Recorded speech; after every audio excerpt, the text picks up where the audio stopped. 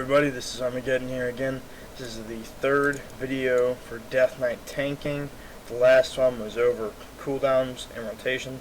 This one's going to be over stat priorities, how to reforge, enchants, etc. So, let's start it off. Runes. Your Death Knight, you have all these nice little runes you can use. If you aren't, as geared as I am, if you don't have 20% parry on your gear alone without using the sword shattering rune. If you don't have 20%, use sword shattering to get to the 20 percentile mark.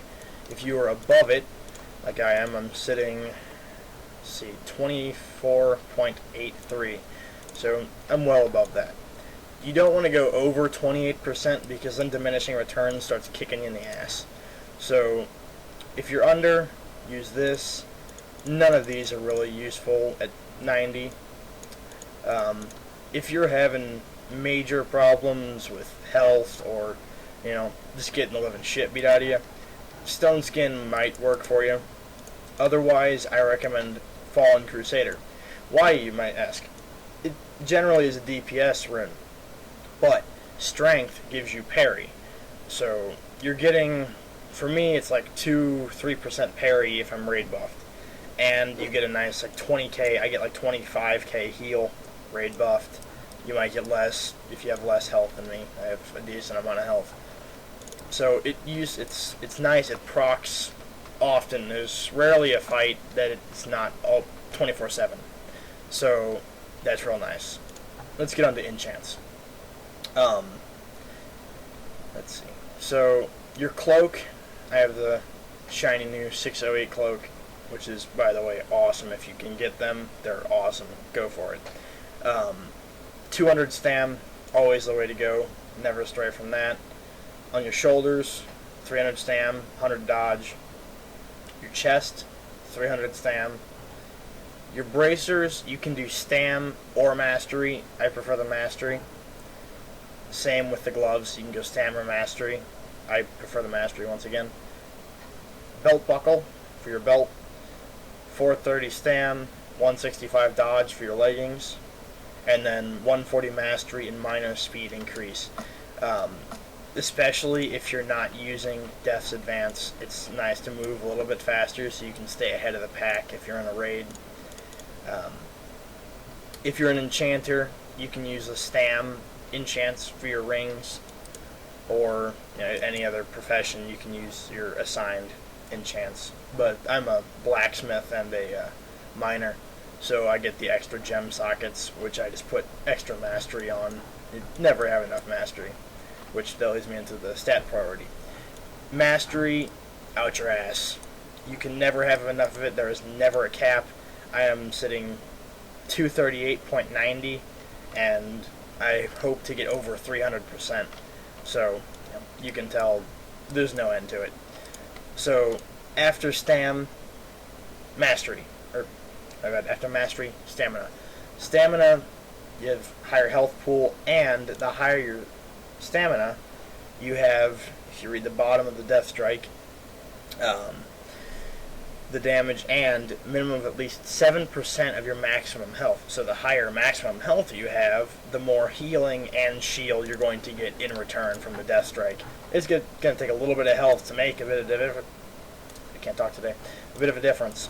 So, it's nice, but I won't, go batshit crazy stacking stam like, you see a lot of paladins or warriors doing. You want 7.5 hit and 7.5 expertise. 7.5 expertise is not needed. It's just a nice threat bonus and a nice damage boost. The hit cap is needed, though. You need the hit cap. So you see, I'm pretty close to both of the caps. I'm 7.79 and then 7.63. So I'm over caps. That's fine. Just, you don't want to be too far over cap and waste your stats. If you're in the high gear mark, say 500, 10 item level and up, if you have the right gear, I stack, as far as gems, a lot of straight mastery. If you want the socket bonuses, you don't have to fill socket bonuses.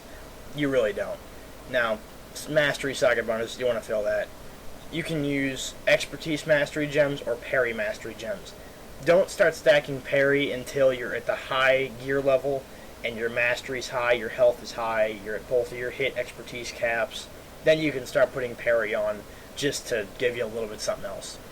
Dodge, you want 2.5 times more parry than dodge. I'm a night elf, so I get an extra 2% dodge passively from my class, or spec, rather. So, if you're a dwarf or a human or any other Death Knight, you're going to have lower dodge. And you don't need a lot of dodge, and the reason is you have diminishing returns on dodge. Bear tanks don't have a lot of diminishing returns with their dodge. We do. So that's why you don't want to keep them even like you did in Cataclysm. You want to have it significantly lower. Aside from that, there's really not much to your, there's nothing special. It's mastery, basically. If you want to reforge. So, say my helmet here. If it didn't have mastery on it, say it had dodge, I would take the highest stat, even if it's parry, and put it to mastery. Now, it does have mastery on it, so I didn't have to do that. Reforge to hit your expertise and hit caps. Fortunately, I really didn't have to do it. A lot of my gear already has hit rating on it, especially my fucking chest piece. It has 1,000 hit rating, so that kind of got me pretty close to cap on its own. You can use DPS gear as a tank as long as it has mastery on it. I have two pieces, my haste mastery belt and haste mastery leggings. The leggings may not be completely ideal, but they're pretty damn close. I like them, they seem to work pretty well. Haste building as a Death Knight. I've seen a few people do this successfully, and a lot of people fail doing it. I'm an old school blood DK, so I prefer the defensive, HP mastery style building. So I don't do a ton of damage. I mean, I can still do 150, 200k on boss fights where I get high vigilance. But if you're a haste stacking DK, you're going to be significantly higher, but your defense is not going to be as good. Not to mention you have to have specific pieces from Throne of Thunder, Heroic even, to make it work, and especially you need the 608 cloak. That is a huge item, and it helps out whatever you're trying to do. I have not dabbled too heavily with haste building.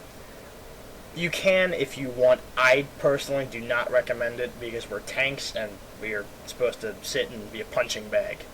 So, I mean, if you're having DPS problems in your group, you can do it. But otherwise, just stay with the same Death Knight build that we've been doing forever now. Aside from that, I covered everything else. If you have any questions, comments, concerns, drop them in the comments below.